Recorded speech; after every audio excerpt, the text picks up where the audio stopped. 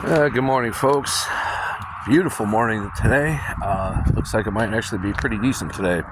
Fingers crossed. So today's video topic: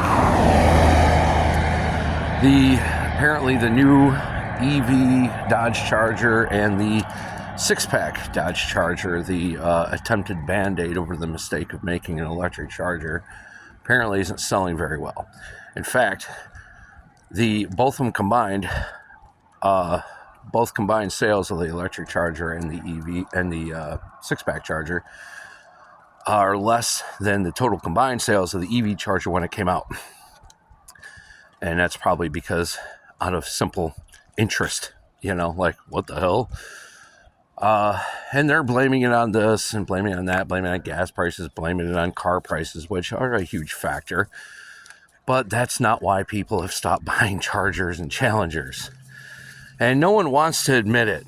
And that's the biggest problem. No one wants to look at the real problem why no one's buying any of these cars. Because, Ferraris and Lambos are still selling, and they're way overpriced for what they are. The problem is the image that comes with driving a Charger or a Challenger. It's instantly branded as a hood cat.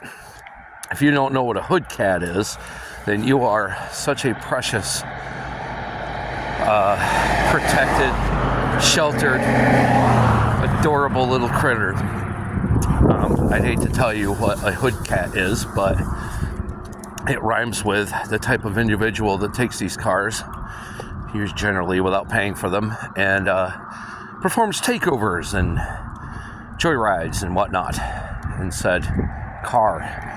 The image of driving these cars have become a stereotypical image that's associated with a type of individual that has very to little use of the law, is actually privileged and overly entitled.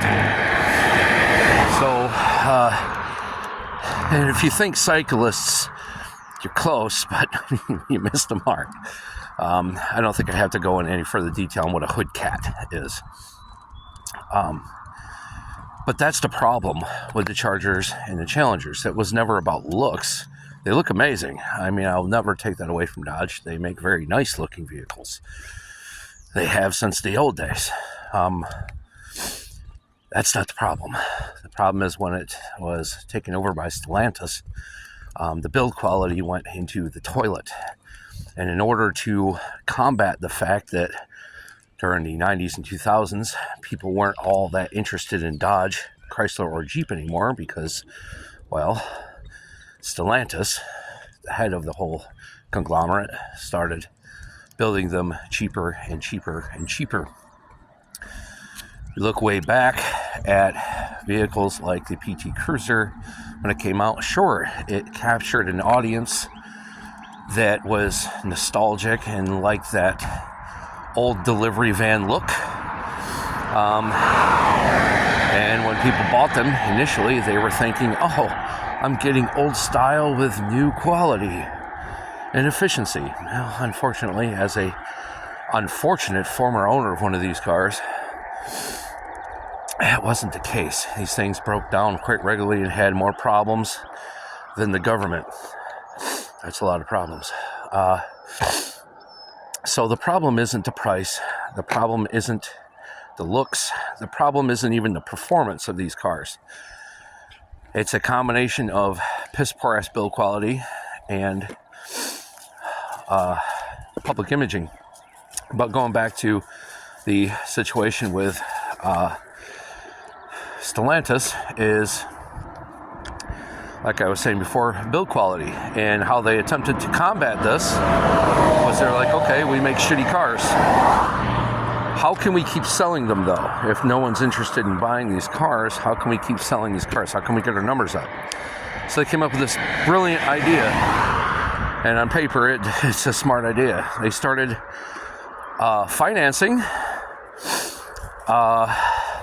lower credit score individuals.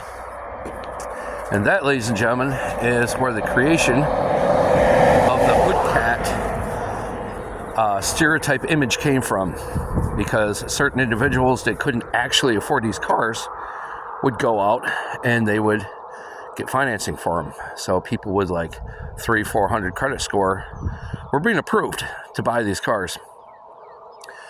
I mean, you look at the Dodge Dart, which thankfully just disappeared.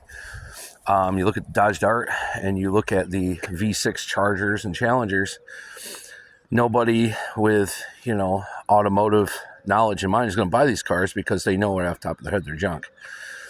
Without even looking at them, without even looking at the numbers, without even knowing where the source vehicle came from, that they rebadged into what it was, they knew that these cars were shit. Because a car that weighs almost 4,800 pounds, powered by a fucking 6-cylinder engine, there's trucks that weigh less than that. You know what I mean?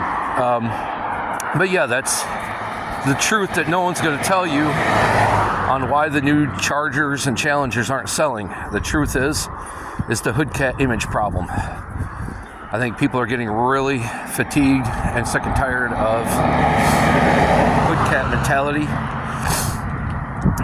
and they're done with it. And I think the people that actually were diehard Dodge fans even are stepping back and saying, well, I'm not missing anything by not buying this car. I'm certainly not missing car payments, and I'm certainly not into the image associated with. Don't get me wrong, I would buy a Challenger right now if I could afford it and if I had to, as a secondary car, not as a primary daily driver, reliable, dependable vehicle. Not my style. I've been stranded on the side of the road, not by choice, much more times with a Dodge Chrysler Jeep product than any other product in the world. And I drove lots of different types of vehicles. I even had a Jetta, for fuck's sake. That thing never quit, never died. It wasn't until I ended up selling it to my friend because he needed a car that he destroyed it because he had no idea how to properly operate a twin plate clutch. Anyway, that's tomatoes and tomatoes, and that's then, this is now. But that's today's videos, guys. I didn't want to really stretch this one out too far. I just wanted to drop that knowledge on you, just in case you didn't know, which I think most of us do know. And like I said, nobody wants to admit why Dodge isn't selling what they used to. But anyway, guys, that's all for today. Hope you guys have a good one, and I'll see you on the next one.